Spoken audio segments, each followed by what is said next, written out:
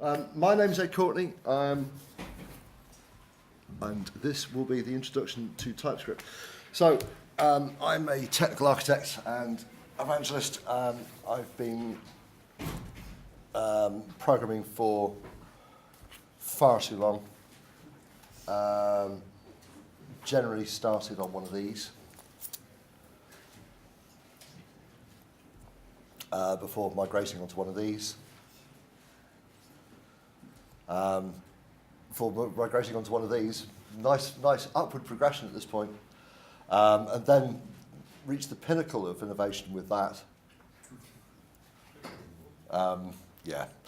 Anyway, so no, I'm a very, very, very infrequent blogger. That is my website.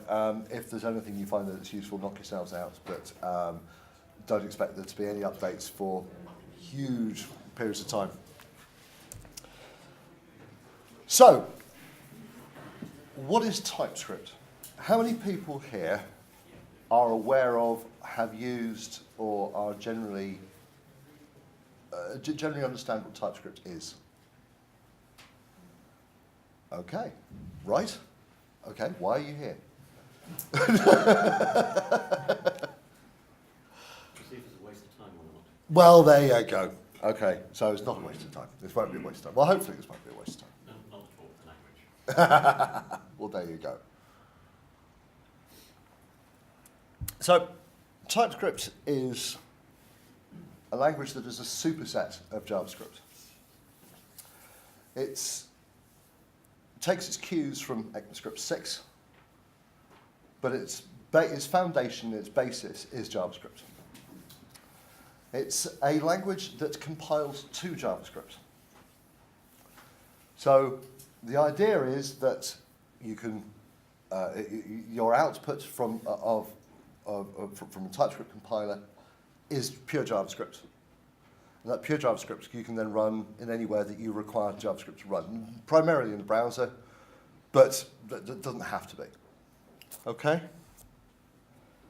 So its compilation target is JavaScript. You can specifically target ECMAScript 3 and 5. And you can also target Node.js or Require.js as module loading systems. So these are facilities that are built into TypeScript you get for free. And free is good. So why use TypeScript? What is the problem space that TypeScript is trying to address? Okay. So TypeScript, JavaScript is now almost the lingua franca of the web programming, the web world. It glues everything together in the browser. But it's often forgotten as a development function. It's almost like the last thing that gets thought about. And if you're working, certainly our experience has been, if you're working with large teams, for example, how do you keep consistency across teams? How do you stop the problems that we've addressed with statically typed languages at the server side, and how do we address these problems at the client side? Okay, so that's pretty much where we are. The other good thing with TypeScript, I did mean to come on to, was it's free and open source. So you can go to that GitHub address, you can download the entire source code and compile it locally. Microsoft have done a complete 180. They're now doing things in the open. This is a good thing. So why TypeScript and not anything else like CoffeeScript, for example? Because CoffeeScript is, and for anybody who likes CoffeeScript, I'm not particularly picking on CoffeeScript here. This is just a good example of something else in the same problem space. Okay. So TypeScript is something we already know. Because it's JavaScript, because as developers, we already know JavaScript. JavaScript is ubiquitous. TypeScript, you practically already know it, right? Although it is immature. So TypeScript is a 1.0 release. It's only been around for about a year. It is incremental. It is continually getting updates, continually getting additions to the language. So the adoption rate is low at the moment, but it is getting better. It can be verbose, as opposed to straight JavaScript. It can be a bit more verbose to read, but that's not a bad thing. Whereas something like CoffeeScript or Dart or any of these other systems, you're dealing with a completely new language. And most of them don't look anything like JavaScript. CoffeeScript doesn't look anything like JavaScript. Dart doesn't look anything like JavaScript. Right? However, CoffeeScript is well established, and CoffeeScript's been around since 2009, I believe. It's the first CoffeeScript compiler. And it has a very nice syntax. If you like if you understand CoffeeScript, if you're well versed in it, it's a great language to work in. Because it allows you to do things like that. That's nice. So you've got a jQuery selector for a button. You're adding a click event with a timeout that's going to trigger a slide up function. Although, what's the difference between the single arrow and the double arrow? So to a lot of developers, that's scary, and it's off-putting. Yeah. If you think about a lot of your front-end JavaScript developers, not all, but a lot of your front-end JavaScript developers, certainly in my experience, we've inherited a lot of developers from, say, the design departments or people they've started by tinkering with jQuery. They've animated things, and they can follow the examples on the web, and they learn the JavaScript that way. If you try and put something in front of them like CoffeeScript, they're going to run away screaming. Put something like TypeScript in front of them that looks very familiar, or looks very similar to something they already know, and they accept it, and it becomes something that's easy to learn. Okay? But not everybody agrees that TypeScript is a worthwhile thing. Douglas Crockford, who is a man I'm not fit to polish his shoes, doesn't like it. Thinks it's way overrated. Now, for somebody like Douglas Crockford, I would agree. I think he's right. That if you are working at his level, you probably don't need it. If, however, we're mere mortals, and especially if we're working in teams, and we're working in large code bases that are operating in the browser, and we're working, across a code base, I think actually it does provide some significant benefits. And hopefully, over the next hour or so, I will convince you that that is the case. But not everybody agrees, and some definite JavaScript luminaries do not agree with this. Okay. So, on to the type. So in JavaScript, what have we got here? So n is a number, brilliant. B is Boolean, and S is a string. That is the type. Those are the types defined in JavaScript. Those are the only types defined in JavaScript, apart from objects, obviously. And that's it. So TypeScript takes exactly that idea. In fact, that is valid TypeScript as well.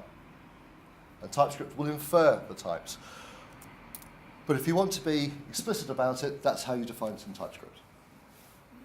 So, the same way, n is a number that has a value of 0. B is a Boolean that has a value of true. And S is a string that has a value of foo.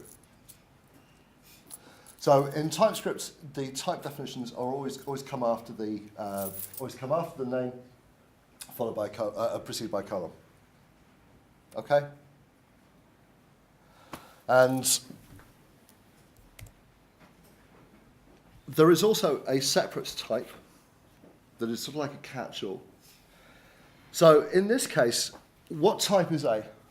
Or what would A have a type of? Well, okay, so TypeScript has a word for undefined. It's not actually undefined because A exists as a variable. So we haven't told it what it is. And that's any. So TypeScript also has the idea of being able to define something as an any. So this will hold any type. Okay, so you can pass it around. So in the cases where you actually don't know what a type is, you can specify any. But there are constructs now that allow you to get around the issues that would generally arise where you would need to use any nowadays. So I'll come on to that. But if you don't define, and TypeScript can't work out from its usage what the type is, it will be any. And it will then allow anything to happen to it. Okay? TypeScript also gives you various things out of the box. So whereas the type system is an extension of JavaScript, or just basically materializing what JavaScript already knows, enums, for example, don't exist in JavaScript. And in the case of enums, TypeScript will generate code for you, like that, at compile time. But it does it in such a way that it's nicely encapsulated.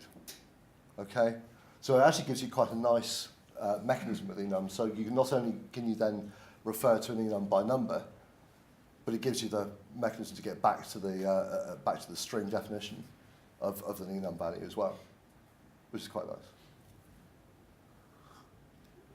So in the cases where there are no direct analogs in ECMAScript, it will do code generation for you as well.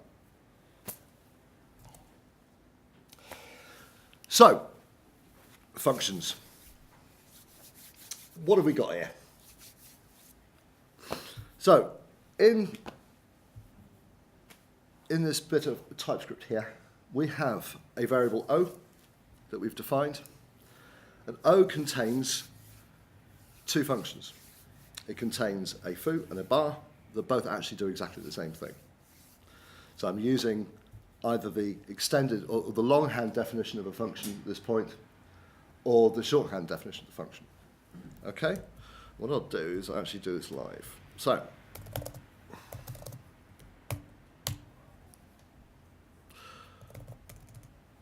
this is, if you haven't seen it, this is the TypeScript playground. This is running in the browser. This is live. So I'm hoping the net connection stays up.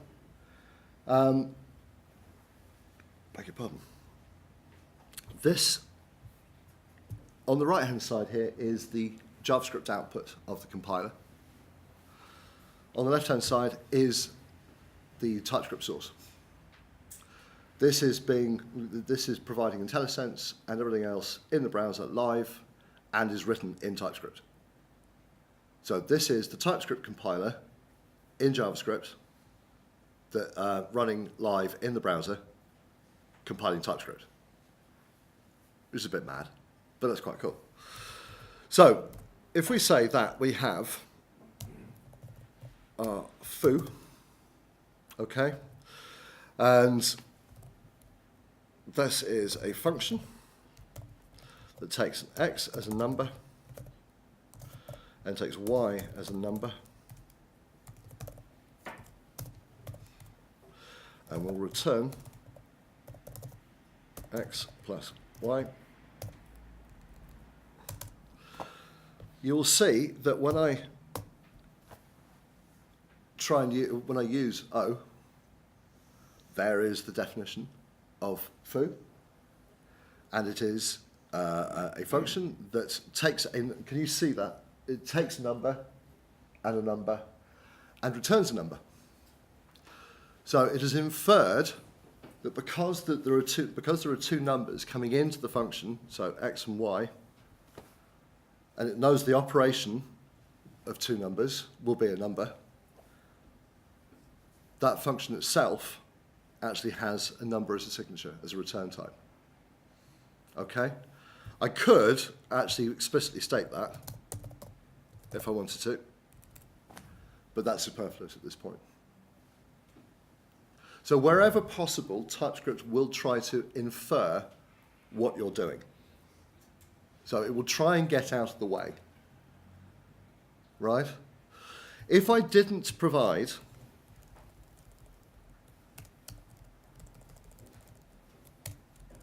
the types at this point, that's now any, because it has no way of knowing what you're trying to do. Okay? Even if I try and call, so if I call foo with 3 and 4, like that, the function itself is defined as any's. And the reason is because we're calling, but we haven't defined it. We haven't defined at any point what that is. So if I now if I put the type definitions back in, so there we go, x and y, you'll see that again is back to a number. Number returns a number, and if I attempt to use this in such a way as to do that, I now get an error. So the TypeScript compiler will now tell me that that's a problem, because I'm now trying to use a string in the place where a number is expected. From a pure JavaScript perspective, that is perfectly legal. There is nothing wrong with that. But that's certainly not what the intent of the code is. Right? One of the great things about TypeScript is it allows you to show what the intent of the code is. So without having to know or be able to drill into the function itself, you can see what the intent of the function is. In much the same way as any other statically typed language, you can see the signature of a function. You don't need to know what the implementation is, but from the signature you can infer what the intent is. Okay? Any questions? Good. So, the point of this is that both those definitions of those functions compile down to exactly the same things. The output in both cases is the same. There is a reason why you use the fat arrow version of the function as opposed to a longhand function definition at times, and I'll come on to that. It's to do with capture. It's to do with this, and it solves the nasty problem having to store this away and getting access to it later. Okay. So, in JavaScript, is that valid? Yeah. Yes? Okay. What's the output?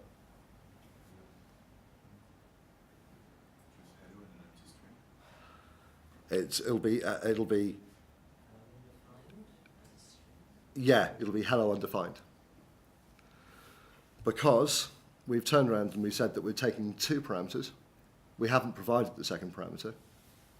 But JavaScript allows you to do this. JavaScript allows you to define a function with a list of parameters, and for you to only call it with the first one defined.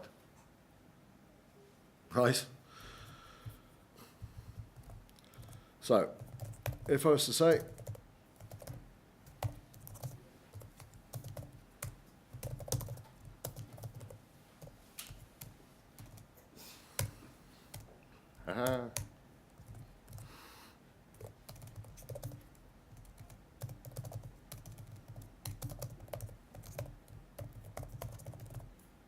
that is perfectly valid JavaScript.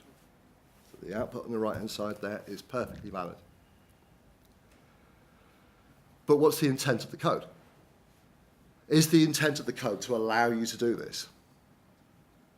Do you actually want to provide this function? Does this concat actually want you to provide more than one parameter to it? And so these are the sorts of traps that JavaScript will allow you to do quite easily and perfectly valid, and any linter will turn around and go, yeah, that's fine. But is that the actual intent of the function that you're dealing with? I would suggest no. So one of the nice things that TypeScript, the other nice things it does is it allows you to provide optional parameters. So in that case, I can turn around and say that the second function, that B in this case is optional. And I do that by simply providing a question mark. Now, when I do that, the compiler doesn't moan. And it says that, and it allows me to carry on.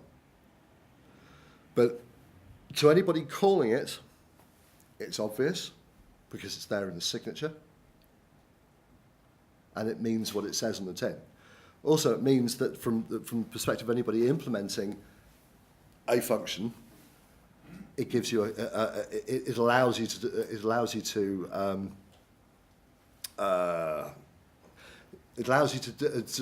think about these problems ahead of time.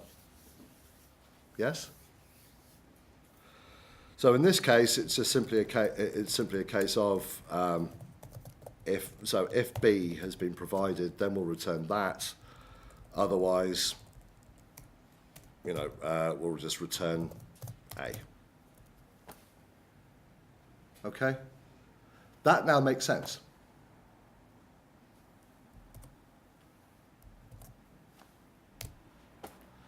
You can also provide default values. So as well as saying that this is optional, I can provide there. I can't get my words in. I do apologise. I can provide a default value. So if we go back to our playground here, I could do that. Notice what it's generated. So it's actually done a test for you. So it's checked to see whether whether B has actually been provided, and if it hasn't, it's automatically filled in the value that we've put in on the signature. Again, these aren't major things, but they are definitely nice to have. And also, of course, from the perspective of anybody using the function, so if you look at the concat, no, that's something they have changed. So they obviously aren't doing it here at the moment. They are showing it as being an optional parameter in some of the IntelliSense providers, especially in Visual Studio. They are actually now showing you that there is a default value there as well. Okay, they obviously haven't done that in the browser at the moment. Is that because the string is empty? Say that again. Is that because this string is empty? No, it's because they just it's showing what it is in that it's an optional parameter. Because there's a default value there, it is an optional parameter. So it's showing it as a question mark. What it's not showing is the default value that you will be provided if you don't provide the optional parameter. Okay. I know certainly ReSharper. So ReSharper 9, for example, if you're using that in Visual Studio, that now has support for TypeScript, and that will show you as part of its IntelliSense default values. ReSharper 9, just as a word of warning, ReSharper 9 currently only has support for TypeScript 1.3, and TypeScript 1.4 is currently out. Although the next version of TypeScript 9.1 is supposed to introduce support for 1.4. Okay, there is I'll show you later, but it's a very specific issue that crops up with it. So, interfaces. Interfaces are the Swiss Army knife of TypeScript. These enable practically everything. Once you know the type system, everything else practically falls into interfaces. This is where the fun begins. And interfaces describe objects. The thing you have to remember is it's not like C#. So C#, an interface is a contract that you explicitly state an object implements, right? So you define an interface, an IFU, and your class explicitly extends that interface. JavaScript has no knowledge of interfaces, has no analog to this.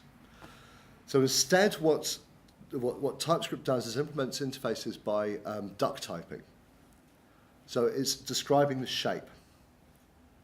So when you say that you're using an interface, and you say that you want something to be an interface, or you're expecting an interface as a parameter, what you're saying is you're expecting something to be the shape of the interface. It doesn't necessarily mean that you are explicitly asking something to inherit from the interface. And I will show you what I mean. So they describe indexable objects, and they ensure the instance shape of the class. So it doesn't mean that you explicitly have to write code that says that it is implementing an interface. It will make sense, honestly. But the big thing about this is it's erased during compilation. As with all the type information so far, if we go back to there, all the type information that we provide at runtime, at compile time, so if I turn that to string, if you notice on the right-hand side, there is no indication in the compiled output that we had any definition of, that we had any constraint, right? The right-hand side is pure JavaScript. JavaScript doesn't have the idea of constraining against types, so therefore the output doesn't. It's only the compiler that will enforce that constraint. So much like Java does type erasure at compilation, TypeScript does type erasure at compilation. It makes sure everything's correct, and then it just gets rid of it. Okay? So, here is an interface that describes a function. So, interfaces do not just have to simply describe classes, they can define functions as well. So what we're saying is we are describing an interface of iOperatorFunc. iOperatorFunc will be a function that takes two numbers and will return a number. That's all it does. So if I define this, this is one of the great things about the playground. You can just simply do it live.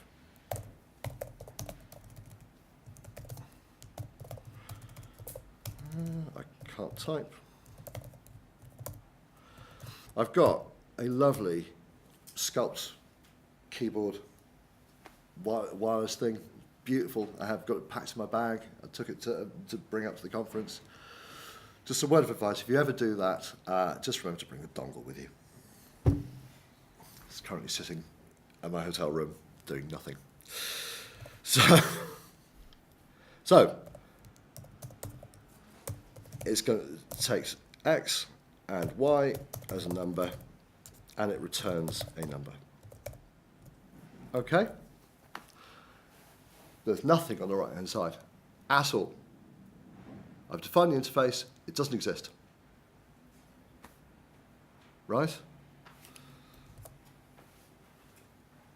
So here I've defined a function, add, and I've said that add implements the iOperatorFunc interface.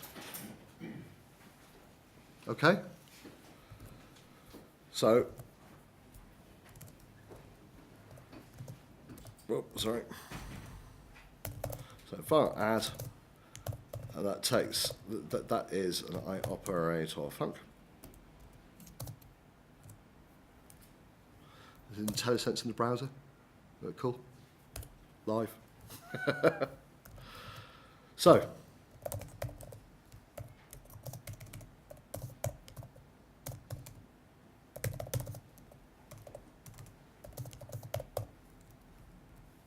there we go. So once again, notice, there's my add function at the top there in the output. But all the information around about the interface that's been supplied to it is gone.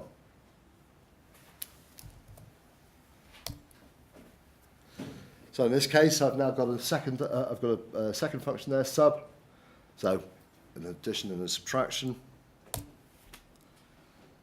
So I could now say that the exec function there is going to take an operator of type iOperatorFunc and work and execute it with the two numbers that are provided. Okay? Which now means I can do this. So I can provide add as a parameter to the exec function. Does that make sense? Right? So I've defined an interface describing a function. It's going to take two numbers, return a number. I've got two implementations of that interface, and I've got something that can then accept that definition as an input, right?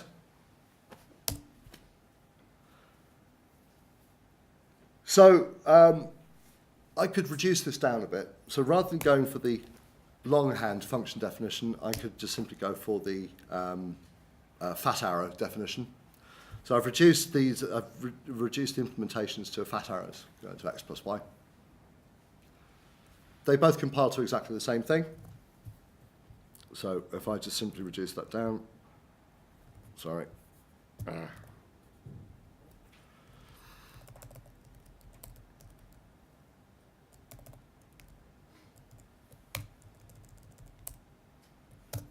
Fat arrow, x plus y. Get rid of that. And there we go. So there's the same function, defined the same way. But it's easier to read. Okay?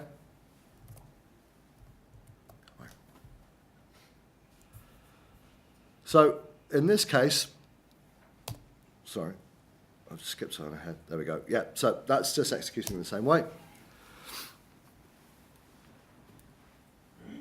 So previously, I was explicitly defining functions that implemented an interface. But I did say that you don't have to do that. TypeScript, you do not have to explicitly implement an interface against a function or a class. Right? So in this case, I've got the interface defined. And what I'm going to do is I'm saying that there's my exec function again. So I'm going to take this operator shape and execute it with the two numbers provided. But this time round, I'm going to call it with a function that's defined in place. Can you see that at the back? Does that make sense? Yeah. So what I'm saying is I'm going to exec, there's the function, takes x and y, returns the addition of x and y. There are the two values I'm going to call into it, right?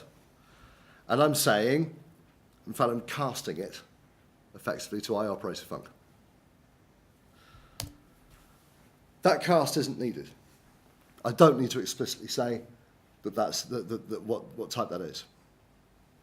And the reason I don't need to do that is because that function looks like that definition.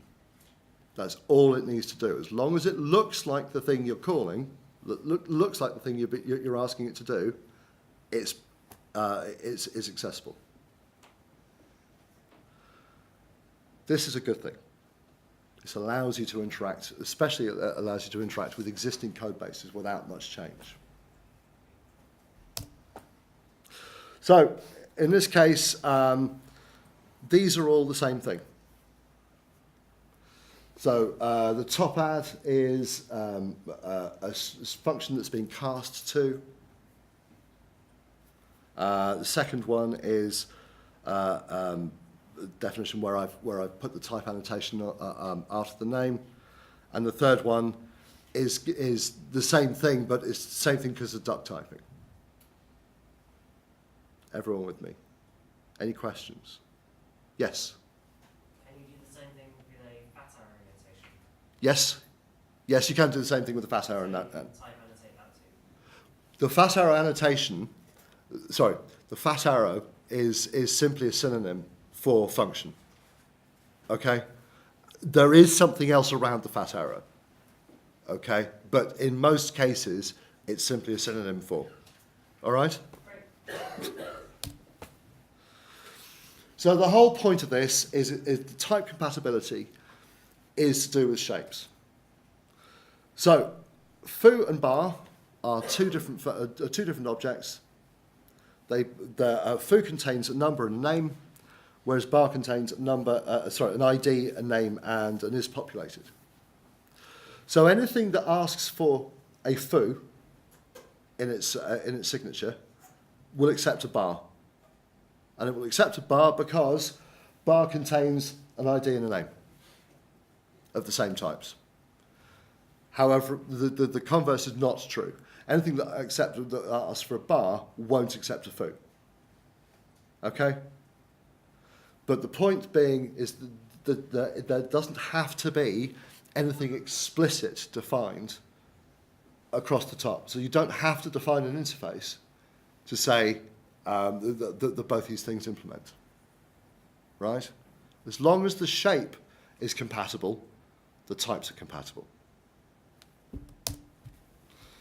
So types are compatible based on the structure of the types, and this is basically duck typing done right.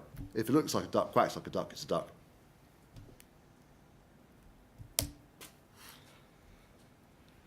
So a couple of other nice things that TypeScript gives you. REST parameters is one. So REST parameters are this idea. So in this case, I have a function called toDisplayName. Takes a first name, a last name, and other names, preceded by ...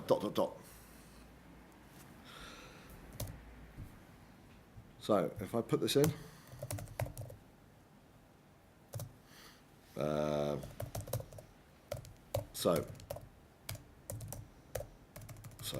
first name, string. I can't type. I wish I'd remembered my dongle.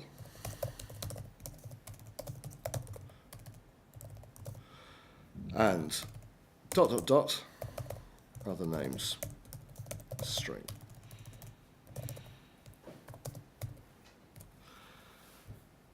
And what TypeScript has done for me is it's automatically captured, so it's produced a function for display that only has two parameters, first name and last name. It's then captured all the parameters that get passed into the function, discounts the two that it knows about, and then takes all the rest of them and bumps them into an array, which is quite nice. So other names becomes an array that I can then use. If I was to add or remove one of these parameters, it will change. So if you notice there, the index starts at 2. If I remove that one, the index will then start at 1. So it takes the additional parameters, which again is quite... How do you reference that in the TypeScript? Is it an array called other names? It is just simply an array called other names. Okay. So, sorry, yes, I should have actually made that a string array rather than a string. There we go. In fact, it was telling me. And there we go. So other names is actually now just an array. So you didn't make that a string array, and it gave you the rest quickly, but it still compiled it for you. Yes. So depends on the compilation settings you've got running. So you can either set it to just abort on warnings and just not produce anything, and just which is generally what you would do, or you can get it just simply to produce warnings and to compile anyway, and to guess. All right. There are times when you do need it to do that, especially where you are taking an existing JavaScript library or JavaScript code base that you might find some horrific things going on in there. Sometimes it is easier just to let it emit warnings and to cope with them, and try to correct them as time goes on. But yes, there you go. So other names itself is a string array. Okay.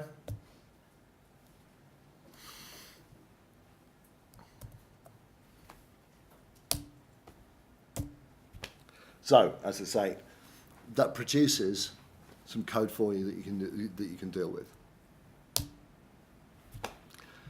And classes. Classes are cool. Classes are based on the look and feel of ECMAScript 6. Okay, so they're following the patterns that ECMAScript uses. It tries to produce idiomatic JavaScript as well. So its output is very standard, and so it's attempting to match what ECMAScript 6 does. Again, it uses optional type annotations if need be. So this is an ECMAScript 6 class. Okay?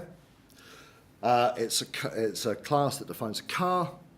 There's a constructor that allows you to define a make and a current speed and to display the speed it's going at. Okay? So what type is a make? Any. Yes. What type would we expect it to be? A string. Right. So ECMAScript has no way of defining what it is, right? We can make this better. So we can say what these types are. So in the ECMAScript version, it's doing the usual thing of simply materializing members just by accessing them, just by simply accessing defining them into place. From the TypeScript variant, we are explicitly stating this is what they are. So I'm explicitly stating that the make is a string. I'm explicitly stating that the current speed is a number. Okay? And what I call the constructor given the make, that will therefore be a string. Okay? You know, I'm just going to say on the parameter of the constructor make, do you know, to tell like that's a string, or does it infer it? It will infer it. Because that is a string, that will also have to be a string. Okay? But can we specify in a parameter that it is a string? Absolutely. Absolutely. I could say make colon string. Yes. In the print current speed, do you need to have this qualifier, or do you just put current speed and make in the? You need to say this for it to get the scoping. Okay? But I can now do this as well. So that's what we had. So what I'm now saying is the make is a string and it's public in a constructor. And what that does is it makes a public accessor for me. So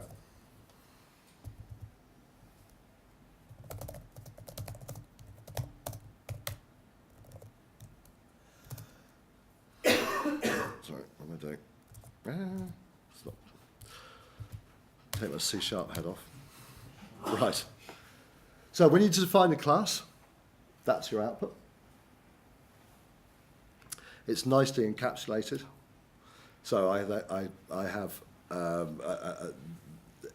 the basis for the class set up for me. I can then say I want to put the constructor, and I'll say that I'll have a public make as a string, and there we go. So I have this make is set up for me. So when I use the class, so var car is equal to new car, and the make will be a Ford. There is a make property on it. Okay? Does that make sense?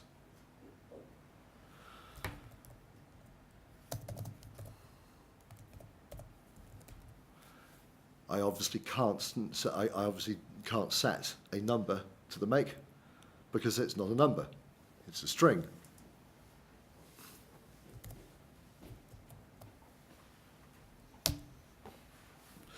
There is also the idea in TypeScript. What I should have done at this point is I should have talked about inheritance, and I haven't done that. So what we can say is that if we take the car analogy again, so if we say that there is a class that's a vehicle, and there is a class that's a car that extends vehicle. Now this is the killer function, this killer feature of things like TypeScript and CoffeeScript. Trying to write that by hand without getting it wrong is a nightmare. Yes? Especially where you are actually extending or copying the prototypes over for functions and all the rest of it. It's an absolute bloody nightmare, and you will get it wrong. Don't get it wrong. Let the compiler do it. It is one of the few times when TypeScript actually does emit a block of code like that. And when it emits something into the global space, it does try and get out of the way with a double underscore prefix. It is needed so that it can, basically it's there to allow it to copy the prototypes up between the implementations of the classes. But it's there, once it's there, it's out of the way. Okay, yes? If you debug this code in your browser or in your development environment, what is it what you see? I think it's pilot code. Right. So you're developing and Okay, so that's a good point. The TypeScript compiler will produce a map file. So if you want it to, it doesn't do it here. I can show you a bit later on. But it will produce a map file. Most browsers, in fact, I think all browsers now, including IE, will use a map. So will allow you to debug through the native code. So actually debug through the source and allow you to step through it and to see what the values are, which is actually very cool. It's worth knowing, even if you are just minifying straight JavaScript, is worth knowing about. So you can produce map files, and the map file will then allows you to debug the minified version against the unminified version. Does that make sense? Brilliant. Could I just ask? Yes. So JavaScript devs not using TypeScript, would they avoid inheritance? Would they use composition all the time? Right. Or would they use some other technique, which is, I can't imagine them writing that code on the right. Yes. What would they do instead? Well, JavaScript has no inheritance. Yeah. That is how you do it. That is how you do it, and that is how you write it by hand.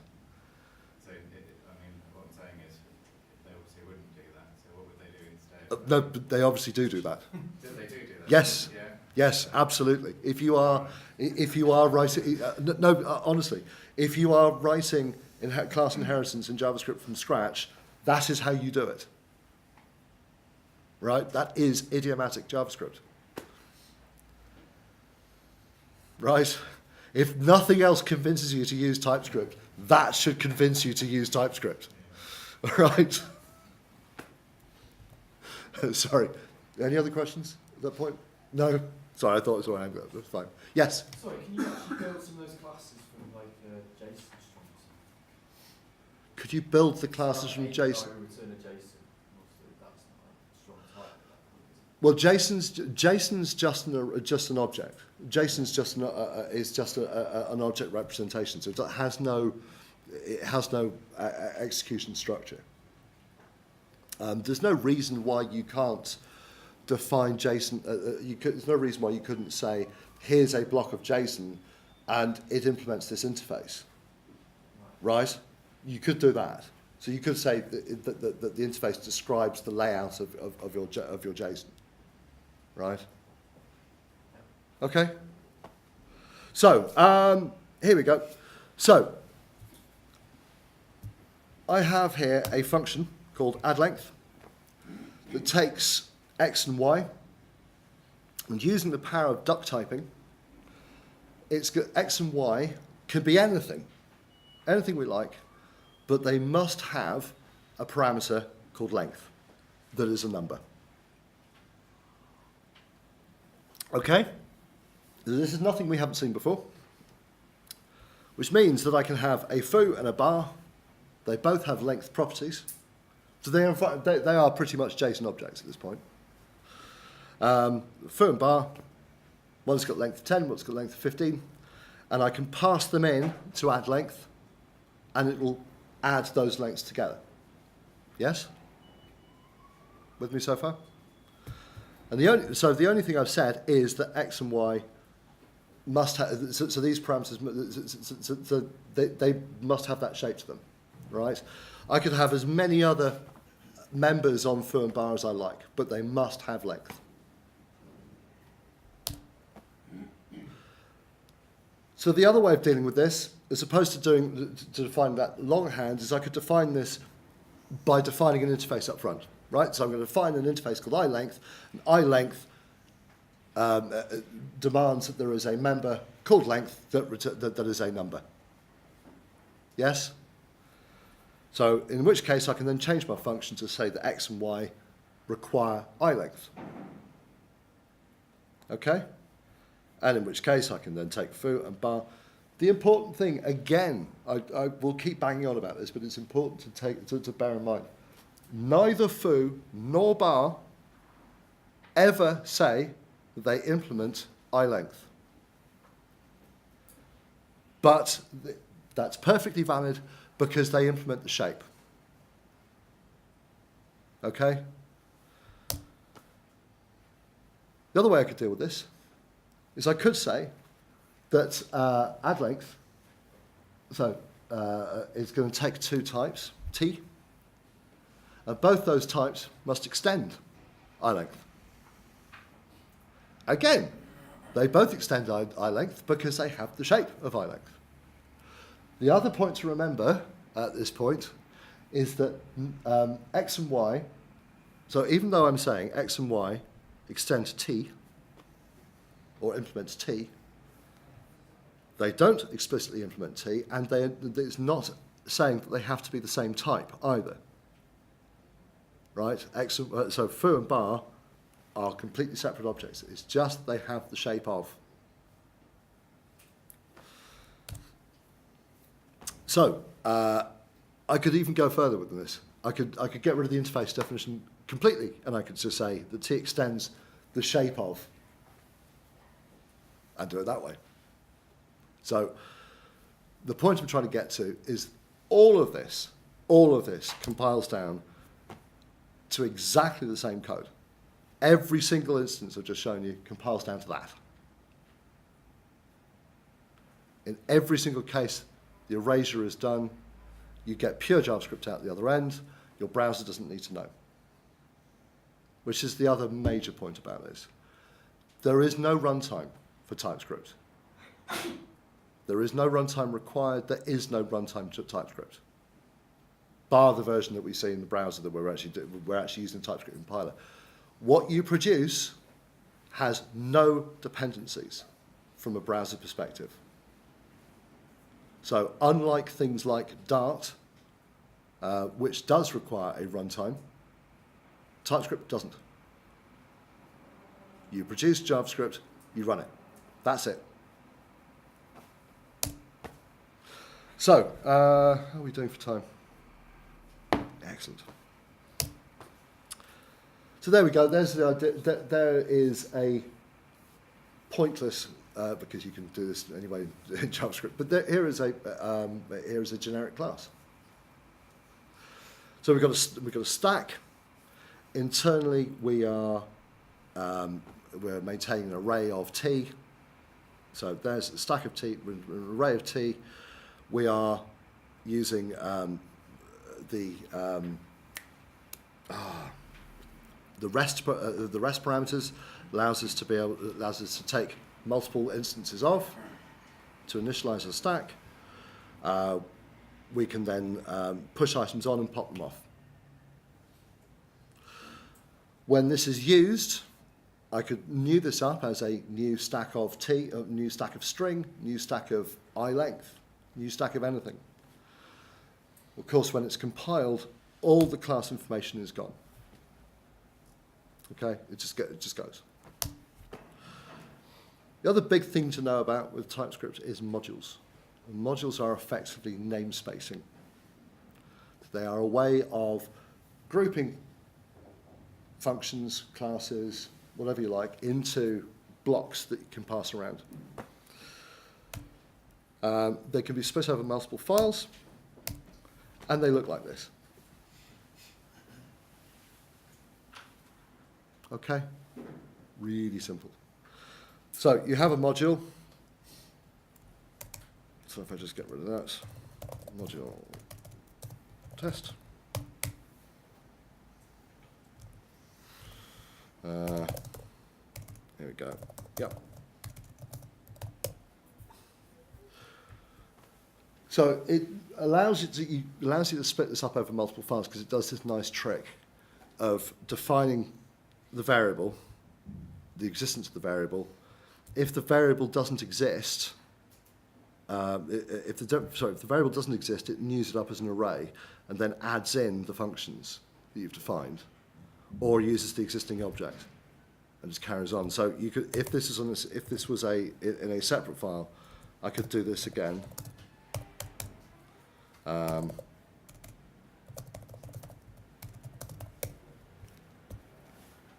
Okay, so I could have multiple members within modules split over multiple files. Okay. This is the same module. Yes. In your second test log, could you reference none? Yes. But I'll show you what. Yes, I'll come on to that in a second. All right.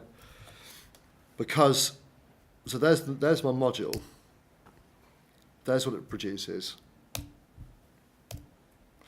But if I try to use, so I've got my module, I've defined foo as a function.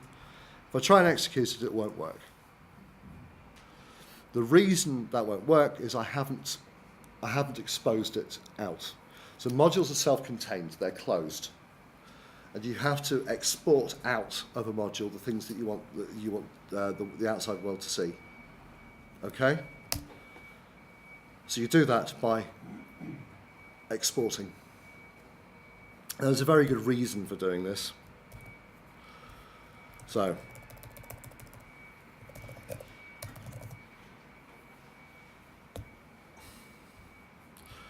if you notice, foo is defined here as test.foo, whereas there it's simply a num, it's internal. If you minified this code, that num will be minified down into something tiny, right? So it'll be minified down to an A, or you know, some single letter token within the context of that module. If you're exposing, that's now publicly visible, and any minification won't touch that name, because you're now saying this is something you can deal with the outside world. So by default, what you're producing is actually something that can be minified quite nicely. So that's the only thing you have to really remember about modules, is they are self-contained blocks.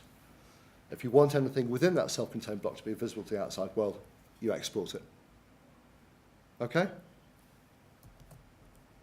So that should answer the question. One of the recent additions to TypeScript 1.4, so this is something that that ReSharper has a problem with at the moment, is the idea of union types. So often in existing code bases, the reason why you see any being used is because JavaScript has this nasty, well, not nasty, yes, nasty habit of allowing you to pass anything in to a function, and depending on the type that's coming in, depends on what you do with it, right? In this case, we're saying that we're passing something that's passing a name in, and the intent of the code at this point is to say, we're going to handle either a single string as a name, or we're going to pass an array of names. And if it's an array, we're going to concatenate them together with spaces. And the output will be either the single string that you've passed in or the concatenated array. Yes? So we've said getName returns the string, but we need a way of being able to define that we're going to pass in either a string or a string array. At the moment, the way we're doing this is by saying we'll handle any. But the problem with saying we'll handle any is that we now have no type safety. So the compiler has no idea whether the type that you're passing in has a join. It has no idea whether you're passing in an array of numbers. It has no. It's got no way. The handbrake's, the handbrake's off. It can't help you now. So you are quite free to shoot yourself in the foot. So what it allows you to do is to do this. So let's make our function get name. And we're going to say there's our names, that's any.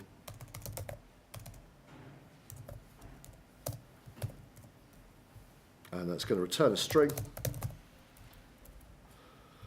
So that's warning me because I'm not returning anything yet. So if type of name is equal to string, return name, names.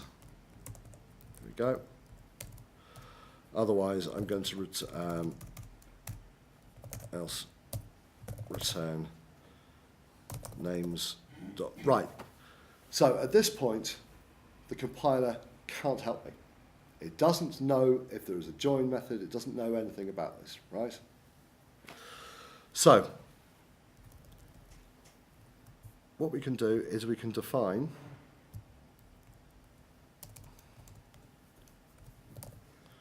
interface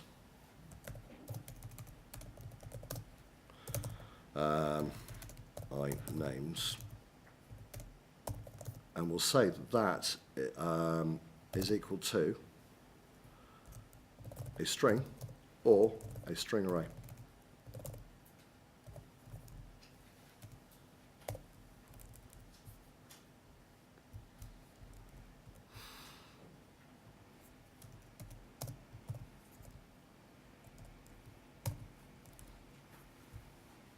Or actually, the easiest thing to do is just simply bung it straight there. So, string or string array. Like so. Now, it knows what's going on. So it's intelligent enough to work out that at this point, if you've done the test against string, that will be a string. And at that point, names is now a string array. And I can now use the IntelliSense, and there's join. Right? That's quite nice. So TypeScript is trying to help you with idiomatic JavaScript. There's a lot of JavaScript out there that behaves exactly this way. jQuery is a very good example of this.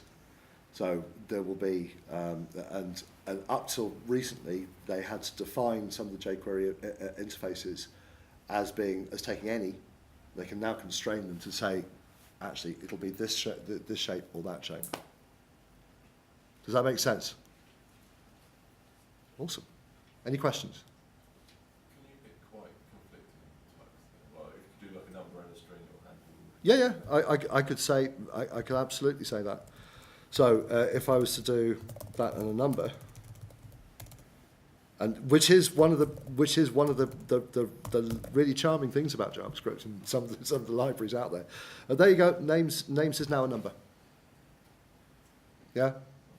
So it does allow you to do various things like that. One of the other things it also recently added was if I said that var o, for example, like that, there's now a backtick string operator. So I can now console log, and I can then use like that. And that will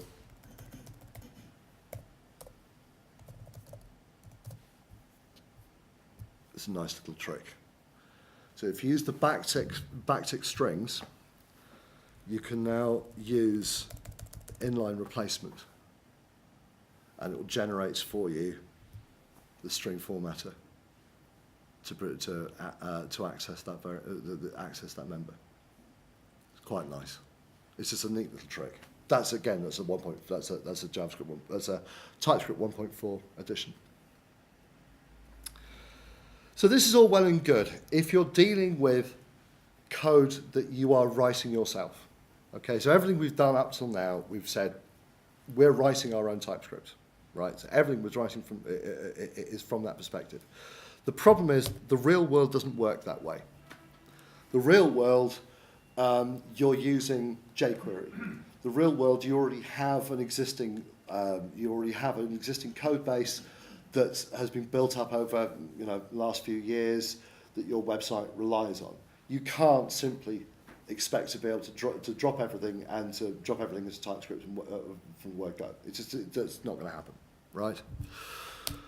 So what TypeScript does allow you to do is to provide type definitions, and these are d.ts files. So these are a specific form of definitions, of TypeScript files that are there to provide the interfaces and definitions for the things that you're using. Now, there is a very good resource on the web called Definitely Typed. It's an open source, basically it's an open source repository. And I would say, nearly all of the major JavaScript libraries that are out there are covered by the Definitely Typed project. So you will find definitions for jQuery, for Angular, for, you name it, they're probably there. So what do you mean definitions? Right.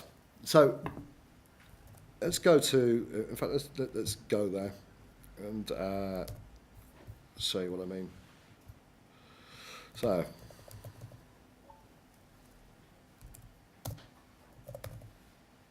that's it. So, there it is. So if we take something like jQuery, for an example, which should be here. There we go. So there's quite a lot of these things here. The jQuery form. And here's the d.ts file. So these are the definitions of things that have been defined in a JavaScript file. So you use this so you would pick up the JavaScript projects, you'd pick up jQuery forms, and TypeScript will try to make it make its best, to make the best fist of working out what's going on there.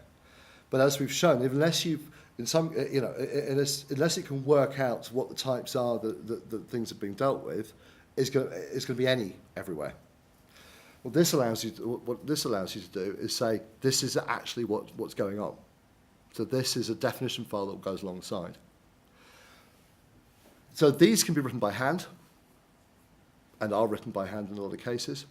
The TypeScript compiler itself has an option that will produce these for you automatically. So if you are writing TypeScript and you are producing a library that is going to be consumed, it will produce a d.ts file for you as part of the compilation process, which is nice. Okay. So in this way, libraries that weren't written in TypeScript in the first place can be given the type annotation around it to make it so that it plays nicely with. Does that make sense? Yes. Yeah. Does TypeScript follow like convention of like interface is just jQuery for options rather than jQuery? No, there aren't really any conventions around that. I mean, I like to use I because I'm a C# developer. I know lots of people who disagree with me on that. No, there aren't really. So, you know, in this case here, the interface is actually it's a jQuery form options. It doesn't prefix with an I. Yeah. No, in fact, I think if anything, the convention is not to use an I. Because interfaces don't have the same meaning as they do in statically typed languages. Do you see what I mean? So it's much more the shape of a function than anything else, or an object. So that's really useful. So if you are using an existing code base, if you're using existing toolkits, if you're using existing libraries, have a look on definitely typed. The chances are they're there. Most of these are also packaged up in NuGet as well. So if you are in, from Visual Studio, you can quite often just do an install package, jQuery.definitelytyped. What have you. All right. So that's also there for you. Build integration. This is a major part of the life cycle these days. So in the same way that we are quite used to nowadays using a SAS compiler or less as part of the build process, use TypeScript. There are build integration points for MS Build. There are build integration points for Grunt. There are build packages for Gulp and others. So it's open. And TypeScript itself is runs on Node. So anywhere you can run Node, you can run TypeScript, the compiler. So on a Mac, for example, you could npm install TypeScript. You then have the TypeScript compiler. It is not. It is platform agnostic. Microsoft have learned not to try and tie people into a platform, which is one of the common misconceptions. I have heard this several times before, that it's only to be used in .NET projects and we'll only work in TypeScript and blah, blah, blah, blah. No, completely untrue. It's totally platform agnostic. It does not tie you to any platform at all. If you can run Node, you can run TypeScript. End of story. The other popular misconception is that it requires another browser runtime. Absolutely not true. It's producing idiomatic JavaScript. It will target ECMAScript 3 or ECMAScript 5, depending on what parameters you pass to the compiler. But no, it is producing idiomatic JavaScript. Okay? And the other misconception is that it's difficult to work with existing code libraries. No, it isn't.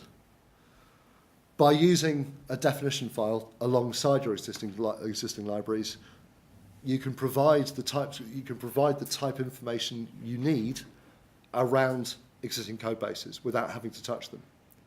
In a lot of cases, you can take a JavaScript file and rename it from .js to .ts. And 99% of the time, TypeScript will work fine. Or where it falls over, where it complains, generally what we found is there was a problem there in the code in the first place. It's quite horrifying actually when you come across large JavaScript code bases in client that being delivered to the client browser, and when you see some of the mistakes that are actually in there. TypeScript can be quite a good way of finding these things and hunting them out for you. But as I say, you don't have to do that. You don't have to transfer. Don't have to move things across at all. Can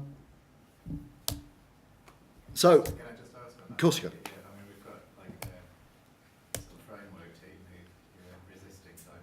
Right. and we've got other teams that want to use it and have been using it. You know, I mean, how easy is it just? So in that case, and I feel your pain, and I honestly, we've been there.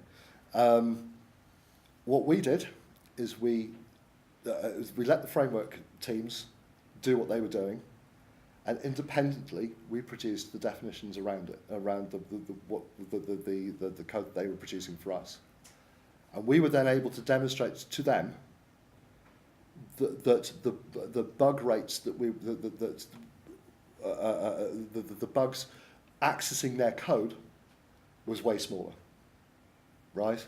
Because we knew what was going on, and we actually managed to convince them that way.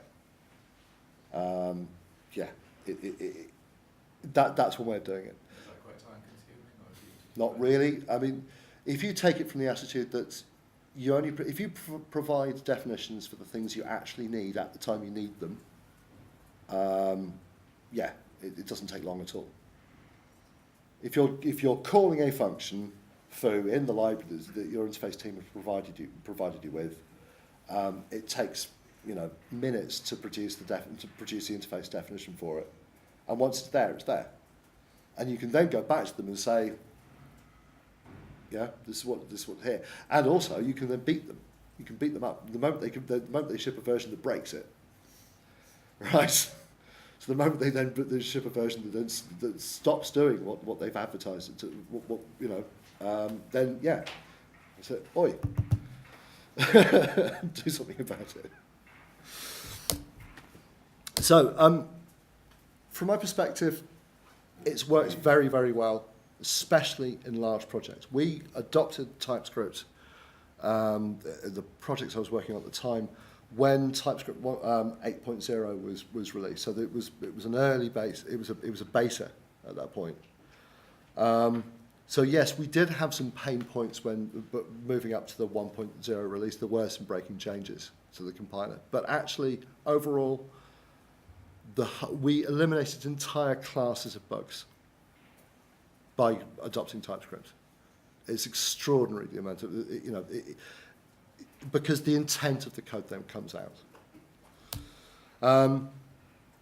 It can help with external libraries as well, because if you provide the definitions file to go along with your library, it can provide IntelliSense for you in the browser. Provide IntelliSense for you in your IDE. And I've got a friend of mine who's doing this in Sublime, so he's using a TypeScript plugin in Sublime on his Mac. That I've seen there's an Eclipse plugin for TypeScript now. There is obviously support in Visual Studio. Support's out there. It's used. It's all over the place now. And that's pretty much it. If there are any questions, yes. Yeah. Is there a major difference between TypeScript and AdScript? TypeScript and AdScript. AdScript. I have not played with AdScript, Right. Okay. so I couldn't answer that one. All right, sure. Yes. So I'm slightly more on the management side than the coding side. Right. What sort of, like Microsoft have tricked us in the past with things like this, this is the greatest thing, you've got to use this, get using this, blah, blah, blah. Right. What sort of, a bit of an unfair question for you, I guess, but what sort of noises are they making about the kind of long-term viability of this product? Because it seems very compelling compared to JavaScript from what I've seen. Okay. So the first thing is it's open source. It doesn't matter. Microsoft could stop doing anything with this. It's out there. The compiler. Well, no, it's true. The compiler is out there. It's open source. There's no open source. You could fork it. You can do whatever you like with it. It's there, right? They are currently actively working with it. So I think I can't remember what's going into 1.5, but I mean, 1.5 is currently under development as well. As for what happens in 10 years' time, who knows? Will we still be running? Not to say sort of fork down a road where they take away that sort of backward support for JavaScript, if you like, and say, okay, well, in our new range of browsers, If they did, natively support TypeScript. if they did, You know what they're like. Yes, absolutely. But if they did, the community would fork it. Yeah. It's there. It's on GitHub. The license allows you to do that. So, you know, in that respect, you are protected. And also because, precisely because it runs on an open framework, because it runs on Node, because it runs anywhere, it doesn't matter.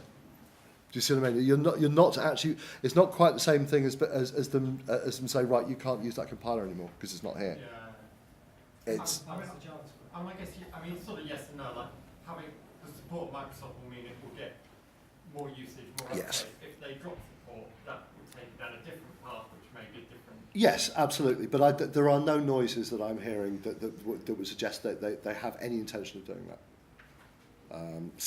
But I mean, you know, who knows what happens in 10 years' time? Who knows whether we'll be using browsers with JavaScript? You know, it's Totally unfair question. so it's a totally unfair answer. Presumably, if TypeScript completely disappeared tomorrow, Yes. it's generating JavaScript anyway. Yes. Exactly. That's it. So your output, yes, precisely. So your output is JavaScript. Yeah. So you could drop all your TypeScript files and just take your JavaScript output and run with that. In theory, good practice. Yes. Yes, absolutely. And yes, you have idiomatic JavaScript at the end of it. So yeah. Is it true? Because I think I've heard that actually Google and Angular.js are going to use TypeScript. They are.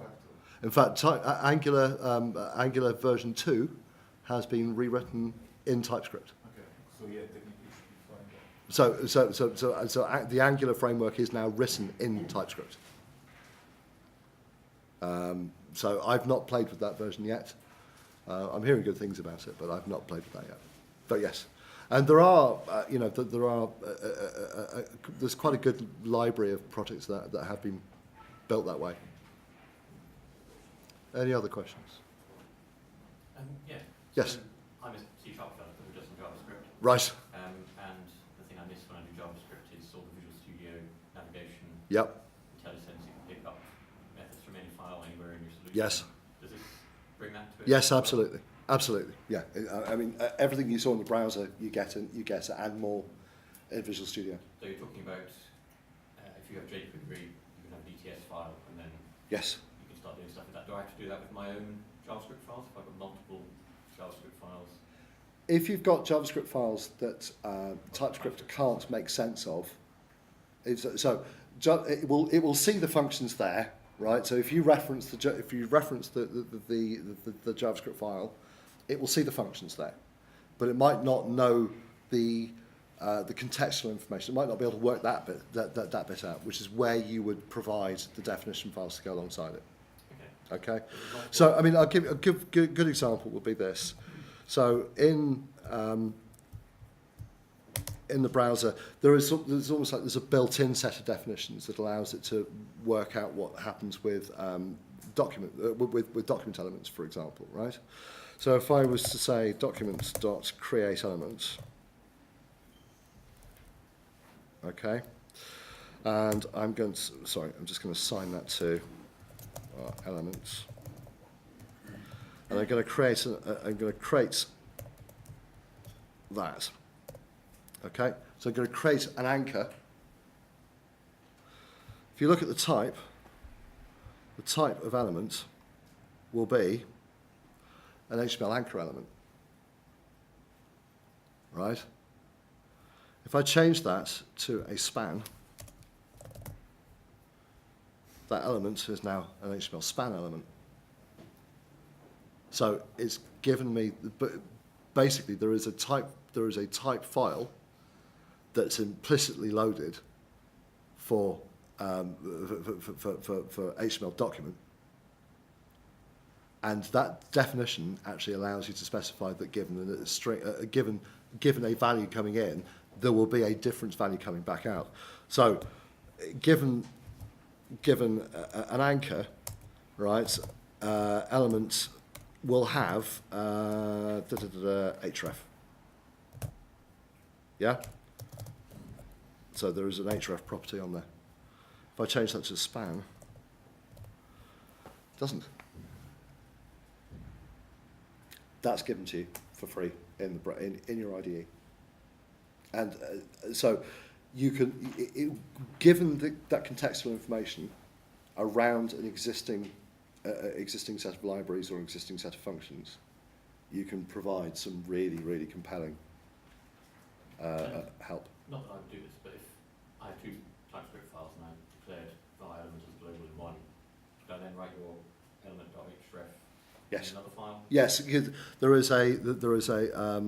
an include reference, so you can do a triple slash, and then you can include you can include that way.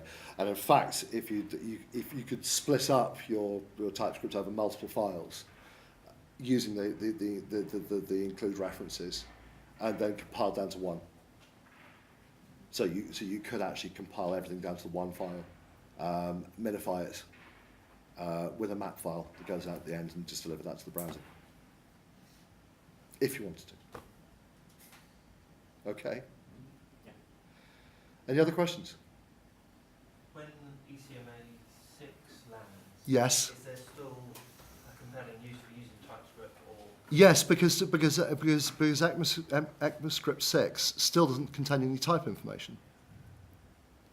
I mean, it will include classes, but still doesn't contain any class information.